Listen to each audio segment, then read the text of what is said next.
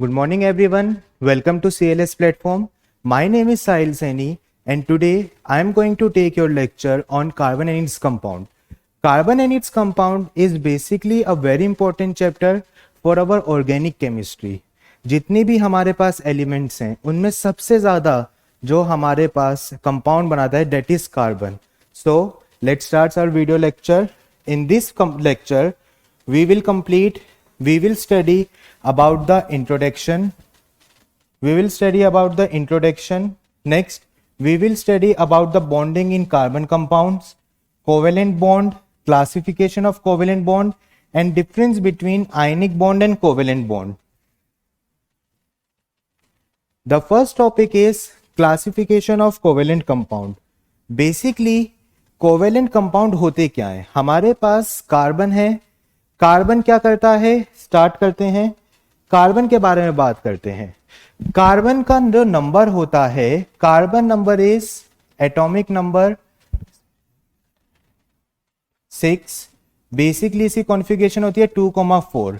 According to octet rule, for stable configuration there should be 8 electron in outermost shell. For stability there should be 8 electron in outermost shell. So carbon क्या करेगा? To gain stability carbon या तो gain करेगा या loose करेगा electrons. For gaining stability carbon will either gain 4 electron और loose 4 electron. Gain 4 electron का मतलब है वो किसी दूसरे एटम से 4 इलेक्ट्रॉन लेगा, एंड लूज 4 इलेक्ट्रॉन का मतलब है वो किसी दूसरे एटम को 4 इलेक्ट्रॉन डोनेट करेगा. वो एटम सेम भी हो सकते हैं, वो एटम अलग अलग भी हो सकते हैं. तो कार्बन क्या करता है? वो ना ही 4 इलेक्ट्रॉन ले पाता है ना 4 इलेक्ट्रॉन दे पाता है. कार्बन के साथ दिक्कत क्या है? कार्बन एटॉमिक नंबर 6 है, इसकी वजह से जो इसका साइज है ये स्मॉल इन साइज होता है. जब पीरियोडिक क्लासिफिकेशन की वीडियो बनाएंगे तब उसमें बताएंगे कि what is the effect of atomic number on size, electronic configuration size के ऊपर कैसे इफेक्ट डालता है. अब कार्बन का साइज है छोटू सा 2,4. अब कार्बन क्या करेगा? अगर मान लीजिए उसने 4 इलेक्ट्रॉन लिए, if carbon takes 4 electron, carbon के पास कॉन्फ़िगरेशन क्या हो जाएगी? आफ्टर टेकिंग 4 इलेक्ट्रॉन्स कॉन्फ़िगरेशन क्या हो जाएगी? After taking 4 electrons configuration will be, after taking 4 electron, if it takes 4 electron configuration will be 2,8. Stable तो हो गया 2,8 यानी कि स्टेबल हो गया. बट दिक्कत अब कहां पे आई? दिक्कत आई जब हम इसका कॉन्फ़िगरेशन देखते हैं प्रोटॉन एंड इलेक्ट्रॉन के नंबर्स. प्रोटॉन के नंबर्स 6 ही रहेंगे. There will be 6 proton, but after taking 4 more electrons there will be 10 electrons. अब 6 प्रोटॉन 10 इलेक्ट्रॉन को संभाल नहीं पाते हैं. There is repulsion between these 10 electrons, क्योंकि कार्बन का साइज छोटा सा है. अब छोटे साइज में 6 इलेक्ट्रॉन ऑलरेडी फिल थे, 4 इलेक्ट्रॉन और आ गए. 4 इलेक्ट्रॉन आने की वजह से दिक्कत क्या हुई कि उसके पास नंबर ऑफ इलेक्ट्रॉन ज्यादा हो गए, नंबर ऑफ प्रोटॉन कम हो गए, क्योंकि प्रोटॉन तो हम कभी एक्सचेंज नहीं कर सकते. There is no exchange of proton in any case, either in ionic compound either in covalent compound. Proton exchange नहीं होगा, इलेक्ट्रॉन एक्सचेंज हुए. इलेक्ट्रॉन एक्सचेंज होने की वजह से दिक्कत क्या आई कि कार्बन के पास नंबर ऑफ इलेक्ट्रॉन्स हो गए ज्यादा. नंबर ऑफ इलेक्ट्रॉन ज्यादा होने की वजह से there is electron electron repulsion. That's why carbon 4 electron लेके स्टेबल नहीं हुआ. कॉन्फ़िगरेशन स्टेबल हो गई, 2,8 हो गए, आउटर मोस्ट में 8 आ गए, बट इलेक्ट्रॉन इलेक्ट्रॉन रिपल्शन की वजह से कार्बन ने अपनी स्टेबिलिटी लूज कर दी. चलिए 4 इलेक्ट्रॉन को तो समझ में आ गया कि वो 4 इलेक्ट्रॉन ले क्यों नहीं सकता. अब 4 इलेक्ट्रॉन देने की बात करते हैं. आउटर मोस्ट में है 2,4. ये हमारी कार्बन की कॉन्फ़िगरेशन है 2,4. अब 4 इलेक्ट्रॉन देना, 4 इलेक्ट्रॉन देने का मतलब है उसको बहुत ज्यादा अमाउंट ऑफ एनर्जी रिक्वायर्ड होगी. कभी भी हम एक एटम से इलेक्ट्रॉन रिमूव करते हैं, that amount of energy is called ionisation energy. Ionisation energy is basically amount of energy required. The term I am using is ionization energy. Ionization energy is basically the amount of energy that is required to remove an electron from gaseous state and or we can say from the ground state of an gaseous atom. Ground state में होना चाहिए और gases state में होना चाहिए. Ground state का मतलब है कि जो हमारा एटम है उसने अभी कोई एनर्जी एब्जॉर्ब नहीं कर रखी. Basically there are two type of stages, ground state and excited state. Let's say ground state मेरी ये है, एक्साइटेड स्टेट मेरी एटलीस्ट यहां पर होगी. जब भी हमारा एटम ग्राउंड स्टेट में होता है वो ज्यादा स्टेबल होता है as compare to excited state. किसी भी एटम को ग्राउंड से एक्साइटेड में भेजना हम उसे एनर्जी देते हैं.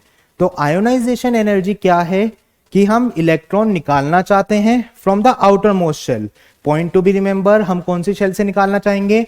Outer most shell. ऐसा नहीं है कि मैंने आउटर मोस्ट में रखा हुआ है, मैं कोशिश कर रहा हूं इनर मोस्ट में निकालने की. It is not possible for us, क्योंकि इनर मोस्ट में न्यूक्लियर फोर्स ऑफ अट्रैक्शन ज्यादा होगा, न्यूक्लियर चार्ज ज्यादा होगा.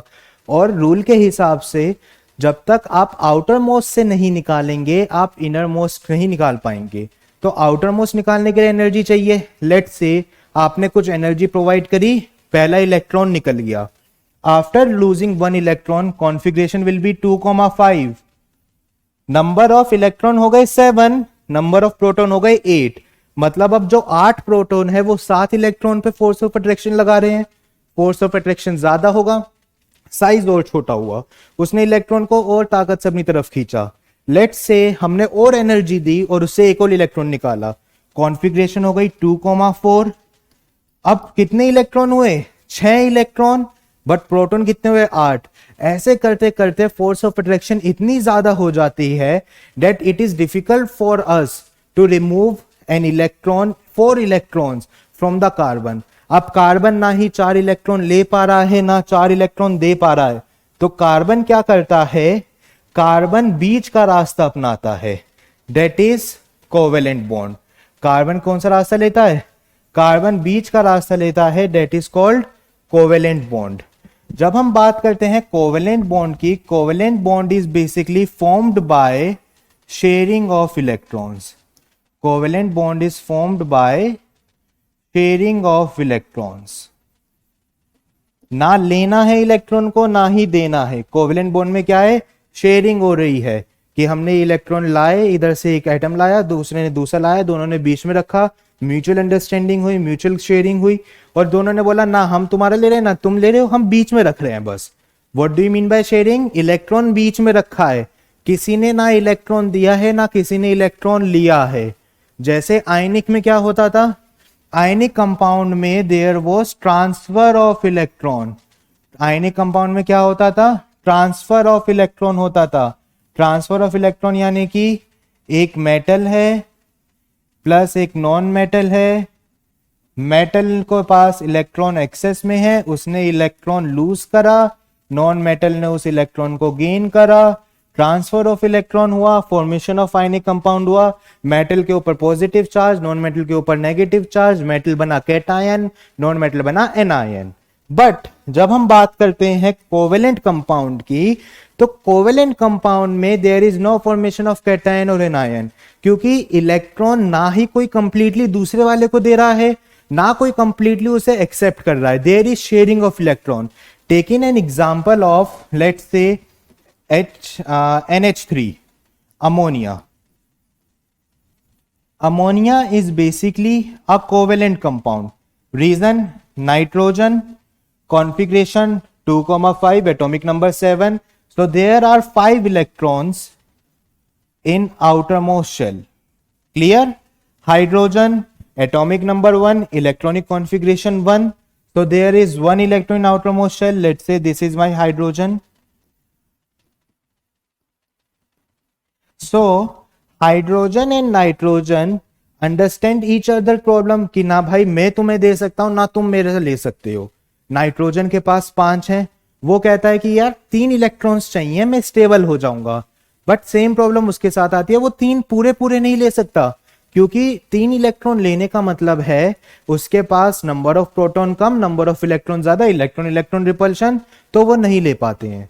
तो इसमें क्या होता है, नाइट्रोजन एंड हाइड्रोजन आपस में म्यूचुअल अंडरस्टैंडिंग करते हैं और कोवेलेंट बॉन्ड बनाते हैं. नाइट्रोजन हाइड्रोजन को कहता है तुम अपना एक इलेक्ट्रॉन मेरे को दो, मैं अपना एक इलेक्ट्रॉन तुम्हें देता हूं। देने का मतलब है बीच में शेयर करना। यहां पर दोबारा अगेन बोल रहा हूं, there is no transfer of electron. देने का मतलब है शेयर करना। हाइड्रोजन और इन्होंने एक यहां पे शेयरिंग हुई, यहां शेयरिंग हुई और यहां शेयरिंग हुई। तो किस तरीके से ये स्टेबल हुए, लेट्स सी। हाइड्रोजन के पास अब देखो शेयरिंग करने के बाद इस वाले हाइड्रोजन पे कितने आए, there are 2 electrons and 2 electrons लेने पर हाइड्रोजन का ऑक्टेट कैसे हो जाता है, स्टेबल। अगेन ये वाला हाइड्रोजन भी स्टेबल एंड ये वाला हाइड्रोजन भी स्टेबल। हाइड्रोजन तो स्टेबल हो गया, हाइड्रोजन खुश है। अब नाइट्रोजन कहता है मैं भी देखता हूं मैं स्टेबल हुआ या नहीं हुआ। Count the number of nitrogen electrons, 1 2 3 4 5 6 7 8। After forming bond with hydrogen, nitrogen के ऑक्टेट में भी कितने आ गए, 8 इलेक्ट्रॉन्स आ गए। अगेन स्पीकिंग कि इसमें हमारा कोवेलेंट बॉन्ड में शेयरिंग हो रही है, ट्रांसफर नहीं हो रहा है। As you can see nitrogen and hydrogen ने एक दूसरे के साथ शेयरिंग करी है। हमने ये नहीं बोला कि ये नाइट्रोजन है ये हाइड्रोजन है, हाइड्रोजन ने अपना इलेक्ट्रॉन इसको दे दिया, नहीं, हम इसकी बात नहीं कर रहे हैं। हम बात कर रहे हैं कि नाइट्रोजन एंड हाइड्रोजन ने बीच में इलेक्ट्रॉन शेयर करा है and they are forming a covalent bond. So covalent bond is basically formed by sharing of electrons. Covalent bond कैसे फॉर्म होता है, by sharing of electrons. Next is bonding in carbon compounds. Carbon compounds हमने अभी बात करी that it is basically a covalent bonded compound, क्योंकि carbon के पास ना वो 4 इलेक्ट्रॉन ले पा रहा है ना ही 4 इलेक्ट्रॉन दे पा रहा है। कार्बन के साथ क्या बात हो रही थी कि जो कार्बन एटम है हमारे पास, कार्बन कंपाउंड, ये कोवेलेंट कंपाउंड होते हैं। कोवेलेंट कंपाउंड, कोवेलेंट कंपाउंड क्यों, क्योंकि कार्बन ना ही neither it is taking 4 electrons, neither it is gaining 4 electrons nor it is losing 4 electrons। Clear, ना ही कार्बन 4 इलेक्ट्रॉन ले रहा है ना 4 इलेक्ट्रॉन दे रहा है। कार्बन ने बीच का रास्ता अपनाया, that is called covalent bond. Covalent bond में शेयरिंग करेगा। अब जो ये शेयरिंग ऑफ इलेक्ट्रॉन्स होते हैं ये कई बार अपने जैसे ही कार्बन के साथ कर देता है, that property is called catenation. आगे आने वाले लेक्चर्स में उसके बारे में बात करेंगे।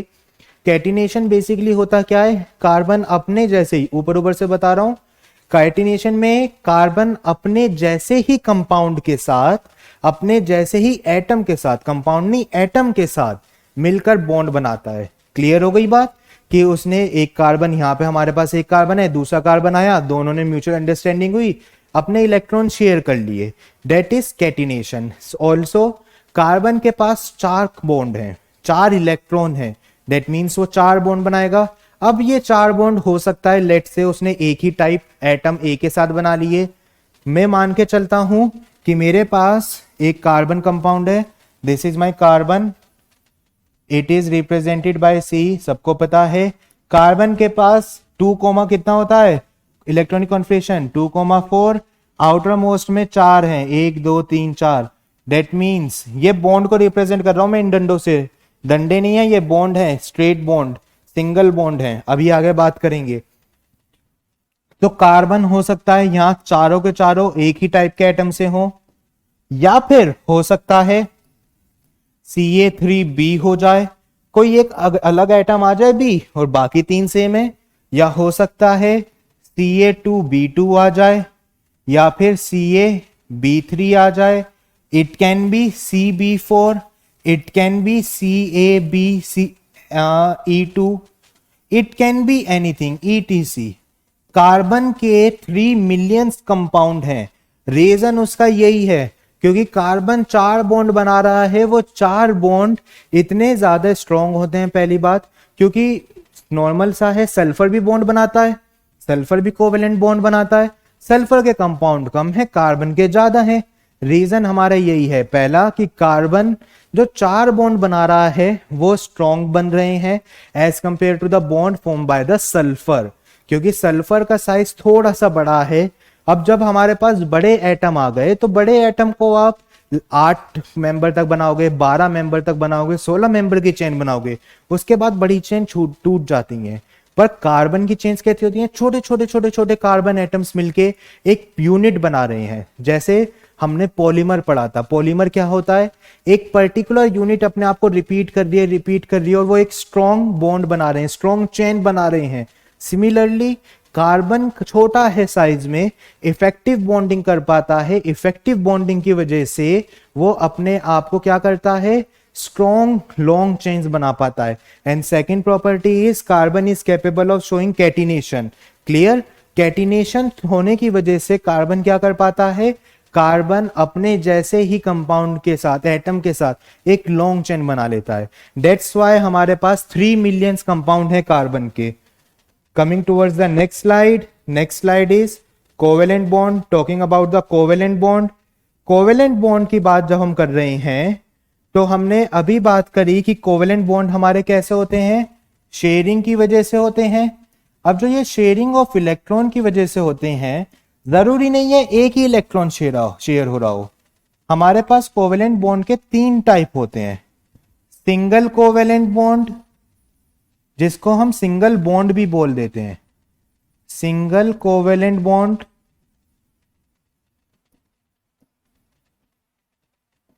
Double covalent bond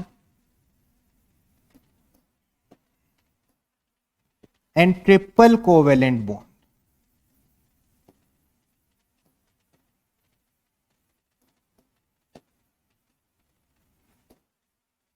starting with single covalent bond. Single covalent bond क्या होता है? जिसमें हमारा सिर्फ एक ही इलेक्ट्रॉन शेयर हो रहा है। सिंगल इलेक्ट्रॉन में क्या हो रहा है? There is sharing of only 1 electron. There is sharing of only 1 electron. ही हमारे पास लेट्स से कार्बन है, कार्बन के सामने एक एटम, अननोन एटम ए आया, कार्बन ने भी एक इलेक्ट्रॉन शेयर करा, ए ने भी एक इलेक्ट्रॉन शेयर करा, that is single covalent bond. और जरूरी नहीं है सिर्फ कार्बन ही करे, जो ये कोवेलेंट बॉन्ड होते हैं ये भी हमारे आगे जाके 2 टाइप के होते हैं, polar covalent and non polar covalent. Next video में इसके बारे में बात करेंगे। Polar covalent and non polar covalent में बेसिकली जरूरी नहीं है कि हमारे पास कार्बन ही हो, कार्बन के अलावा भी हो सकते हैं या फिर कार्बन भी हो सकता है।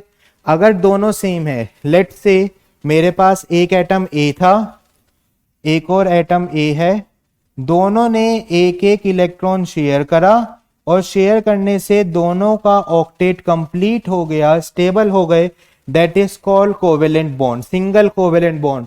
सिंगल कोवेलेंट बॉन्ड में there is sharing of only 1 electron. एक ने भी एक इलेक्ट्रॉन लाया, दूसरा भी एक इलेक्ट्रॉन लाया, दोनों ने शेयरिंग करी, that is single covalent bond. Coming towards the double covalent bond, in double covalent bond there is sharing of 2 electrons from each atom. हमारे डबल कोवेलेंट में लेट्स से एक एटम A है, दूसरा atom भी it can be A, let's say A ही लेके चलते हैं। A ने भी 2 इलेक्ट्रॉन लाए, B ने भी 2 इलेक्ट्रॉन लाए, A ने दो इसने शेयरिंग करी, इसने भी शेयरिंग करी और ये लेट्स से स्टेबल हो गए हैं। आउटर मोस्ट में इनके पास खुद भी कुछ इलेक्ट्रॉन पेयर होंगे और ये स्टेबल हो गए, that is called double covalent, जिसमें हर एक एटम 2 इलेक्ट्रॉन शेयर कर रहा है। And next is triple covalent. Single में 1, डबल में 2 इलेक्ट्रॉन, ट्रिपल में कितने आएंगे? ट्रिपल में आएंगे 3 इलेक्ट्रॉन शेयर। ट्रिपल में कितने इलेक्ट्रॉन शेयर होंगे? There is sharing of 3 electrons.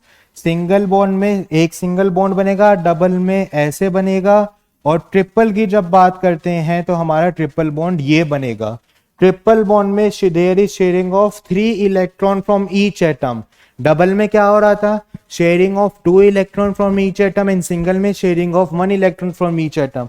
Sharing का एक सिंगल बॉन्ड का एग्जांपल H2, डबल बॉन्ड का एग्जांपल O2, ट्रिपल बॉन्ड का एग्जांपल N2।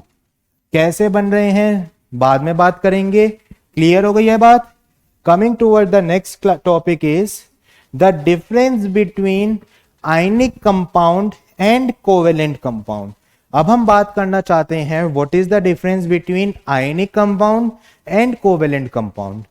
हम जब से एक ही बात रिपीट करते आ रहे हैं, ionic compound is formed by sharing of electrons, covalent compound is ionic compound is formed by transfer of electron, covalent compound is formed by sharing of electron. So as you can see, ionic compound formed by transfer of electron, ionic compound are formed by transfer of electron, whereas covalent compound are formed by sharing of electrons.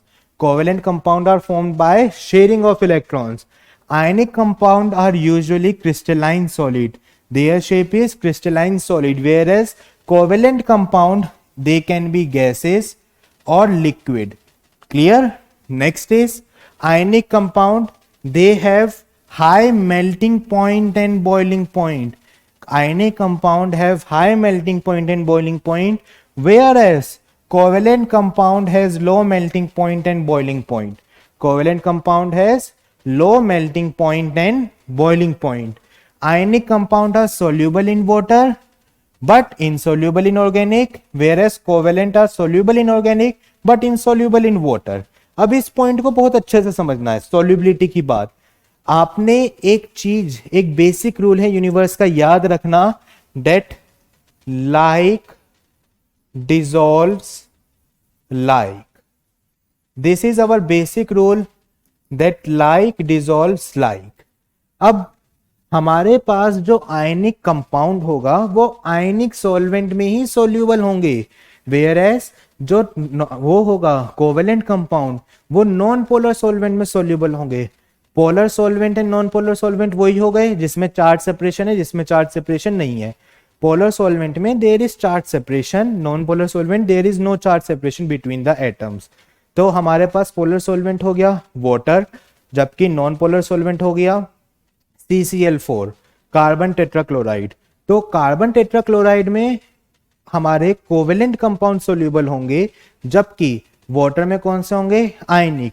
अब मैं चाहता हूं, मैंने ionic compound लिया पर मैं उसे CCl4 में डिसॉल्व करना चाह रहा हूं, तो वो सोल्यूबल नहीं होगा, क्योंकि आयनिक और CCl4 अलग उसके हो गए. एक पोलर है, एक में पोलैरिटी है ही नहीं, एक कोवेलेंट है और एक आयनिक है. आयनिक आयनिक में आएगा, सोल्यूबल होगा, कोवेलेंट कोवेलेंट में सोल्यूबल होगा. Make sure you remember this point.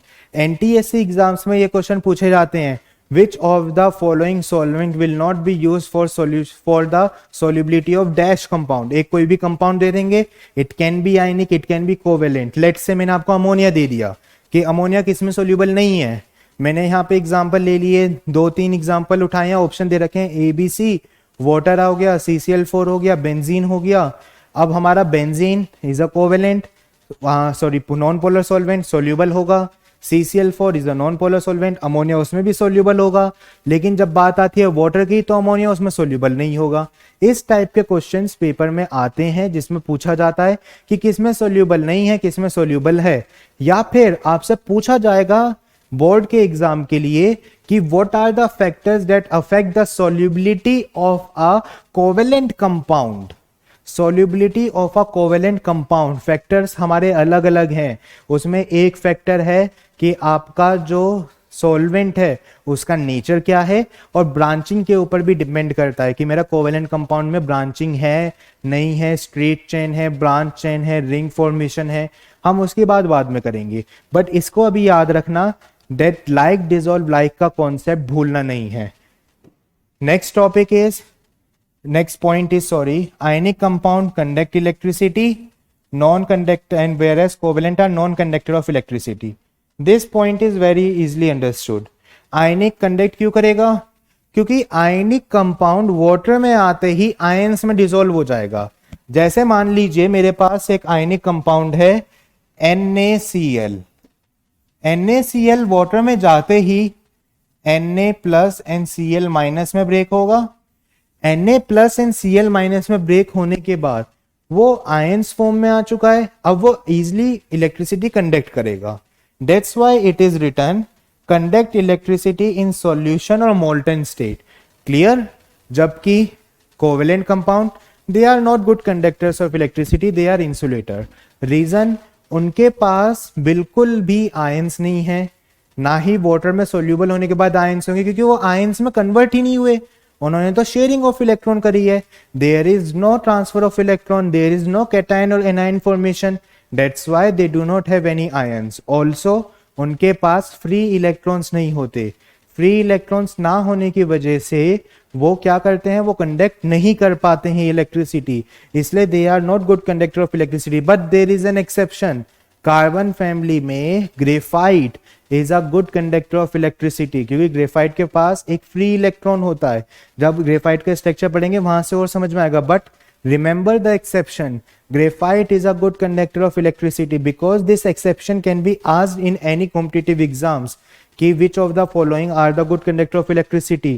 उसमें ग्रेफाइट ऑप्शन आ सकता है. Graphite is a good conductor of electricity. Odd one out में भी आ सकता है. ग्रेफाइट का याद रखेंगे, good conductor of electricity. Next point, highly polar and ionise in water. Ionise यानी कि dissociate in water. Dissociation means कि वो अपने आयंस में ब्रेक हो गया. Where as non polar, they do not ionise in water, but few compounds are polar that ionizes in water, such as HCl. HCl dissociate in water. There are few compounds that ionize in water, but not, we cannot say that all compound ionize in water. Clear? So in this lecture, what we have learned about organic compounds, carbon and its compound. First, the nature of carbon. That carbon cannot take 4 electron, neither it cannot lose 4 electron. So carbon stable होने के लिए क्या करेगा, वो बीच का रास्ता अपनाएगा. ना वो दे पा रहा है ना ले पा रहा है, तो क्या कर रहा है, वो शेयरिंग कर रहा है. शेयरिंग किससे करेगा, एक अपने जैसे ही नॉन मेटल के साथ जो इलेक्ट्रॉन ना दे पा रहा होगा ना ले पा रहा होगा. याद रखेंगे, कोवेलेंट बॉन्डिंग नॉन मेटल के बीच में है. अगर हमारे पास एक मेटल आ गया, एक नॉन मेटल आ गया, तो वो आयनिक बॉन्ड बनाएगा डेफिनेटली, क्योंकि मेटल इलेक्ट्रॉन लूज करेगा, नॉन मेटल इलेक्ट्रॉन गेन करेगा. फॉर्मेशन ऑफ कैटायन होगी, फॉर्मेशन ऑफ एनायन होगी, and there is formation of ionic bond. जबकि कोवेलेंट कंपाउंड में there is no formation of cation and anion. Make sure that you remember this point, there is no formation of cation and anion. Next हमने इसके बारे में बात करी थी, classification of covalent bond. Classification में हमने क्या क्या बात करी कि हमारे पास कितने टाइप के कोवेलेंट है, single covalent, double covalent, triple covalent. Single covalent में एक एक इलेक्ट्रॉन शेयर हो रहा था, डबल में दो दो इलेक्ट्रॉन शेयर हो रहे थे, ट्रिपल में तीन तीन इलेक्ट्रॉन शेयर हो रहे थे. And at the end we discussed about the difference between ionic compound and covalent compound. Clear? कोई भी डाउट्स हो आप कमेंट सेक्शन में डालिए, हमसे पूछिए, we will clear the doubt. But you have to study for the competitive exam. Carbon and its compound is one of the important chapter for competitive exam, for boards, and for the further future studies also. Because carbon and its compound are having a different branch in chemistry, that is called the organic chemistry. Organic chemistry plays a very crucial role in our life. Without organic chemistry, or we can say without chemistry, nothing is possible. Chemistry helps us in every day. Chemistry is there around us. We can see chemistry, we can feel the chemistry, because chemistry help us to survive. Chemistry is there to let us know the basics of the world. So that's why you have to study and be prepared for your exam, because your exams are approaching. So you have to prepare for it. Thank you. See you in the next class.